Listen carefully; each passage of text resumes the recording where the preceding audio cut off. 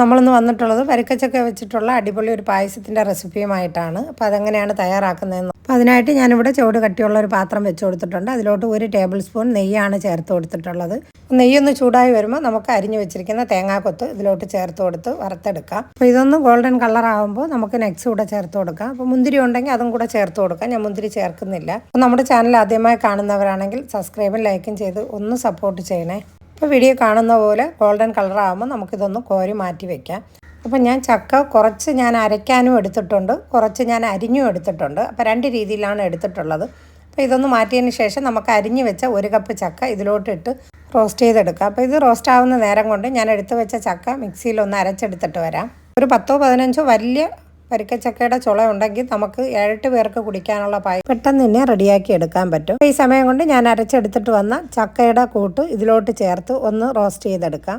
അപ്പോൾ രണ്ടും കൂടെ ഒരുമിച്ച് തന്നെ റോസ്റ്റ് ചെയ്തെടുക്കാവുന്നതാണ്. ഇതുപോലൊന്ന് റോസ്റ്റ് ചെയ്ത് കൊടുത്താൽ മതി. അപ്പോൾ ആ സമയം കൊണ്ട് വേറെ അടുപ്പിൽ പാത്രത്തിൽ ആവശ്യമുള്ള പാല് ഞാൻ തിളപ്പിക്കാനായിട്ട് വെച്ചിട്ടുണ്ട്. അപ്പോൾ അതവിടെ ഇരുന്ന് തിളയ്ക്കട്ടെ. ആ സമയത്ത് തന്നെ നമ്മളിതിൽ ആവശ്യമുള്ള ശർക്കര ഞാൻ ഉരുക്കി വെച്ചതാണ് ചേർത്ത് കൊടുക്കുന്നത്. അപ്പോൾ ഇതുപോലെ ഉരുക്കി വെക്കുകയാണെങ്കിൽ പെട്ടെന്ന് തന്നെ നമുക്ക് ഇതുപോലുള്ള കാര്യങ്ങളൊക്കെ ചെയ്യാൻ പറ്റും. അപ്പോൾ പാല് തിളച്ച് വന്നിട്ടുണ്ട്. അപ്പോൾ ഇത്രയും ചക്കയ്ക്ക് ഞാനൊരു 50 ഗ്രാം ചവ്വരി വേവിച്ച് വെച്ചിട്ടുണ്ടായിരുന്നു. അപ്പോൾ ഇനി നമുക്ക് അതുകൂടെ ഇതിലോട്ട് ചേർത്ത് കൊടുക്കാം. ചക്കയുടെ കൂട്ടിലോട്ട് ചേർത്ത് കൊടുക്കാം. എന്നിട്ട് എല്ലാം കൂടെ നമുക്കിതൊന്ന് മിക്സ് ചെയ്ത് കൊടുക്കാം. അപ്പോൾ നമ്മുടെ വീഡിയോ നിങ്ങൾക്ക് ഇഷ്ടപ്പെടുകയാണെങ്കിൽ മറ്റുള്ളവർക്ക് കൂടെ ഒന്ന് ഷെയർ ചെയ്ത് കൊടുക്കണേ. ഇനി ഇതിലോട്ട് 1/4 ടീസ്പൂൺ ഏലക്കപ്പൊടി കൂടെ ചേർത്ത് കൊടുക്കുന്നുണ്ട്. ഇനി പാലും കൂടെ ചേർത്ത് നമുക്ക് മിക്സ് ചെയ്തെടുക്കാം. പെട്ടെന്ന് തന്നെ തയ്യാറാക്കി എടുക്കാൻ പറ്റുന്ന നല്ല അടിപൊളി ഒരു പായസമാണ്.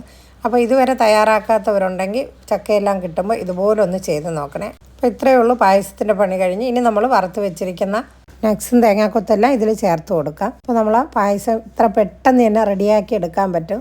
അപ്പോൾ ഇതുപോലെ തന്നെ ചക്കക്കുരുവും പിയണിക്കയും എല്ലാം വെച്ചിട്ടുള്ള പല പല പായസത്തിൻ്റെ റെസിപ്പിയും നമ്മുടെ ചാനലിൽ ഇട്ടിട്ടുണ്ട്. സിമ്പിളായിട്ട് ചെയ്യാൻ പറ്റുന്നത്. അപ്പം കാണാത്തവരുണ്ടെങ്കിൽ ഒന്ന് കണ്ടു നോക്കി സപ്പോർട്ട് ചെയ്യണേ. അപ്പം പായസം അടിപൊളിയായിട്ട് കിട്ടിയിട്ടുണ്ട്. അപ്പോൾ വരിക്കച്ചക്ക തന്നെ വേണമെന്നില്ല. കൂഴച്ചക്കയാണെങ്കിൽ നിങ്ങൾ മിക്സിയിൽ അടിക്കേണ്ട ആവശ്യമില്ല. അല്ലാതെ തന്നെ ചെറുതായിട്ട് റോസ്റ്റ് ചെയ്ത് ഇതുപോലെ തന്നെ റെഡിയാക്കി എടുക്കാൻ പറ്റും. ഇനി ചക്കയെല്ലാം കിട്ടുമ്പോൾ ഇതുപോലെ ഒന്ന് റെഡിയാക്കി നോക്കണേ. അപ്പോൾ ഇനി നല്ലൊരു വീഡിയോയുമായി വരുന്നത് വരെയും എല്ലാവർക്കും അസ്സലാമു അലൈക്കും.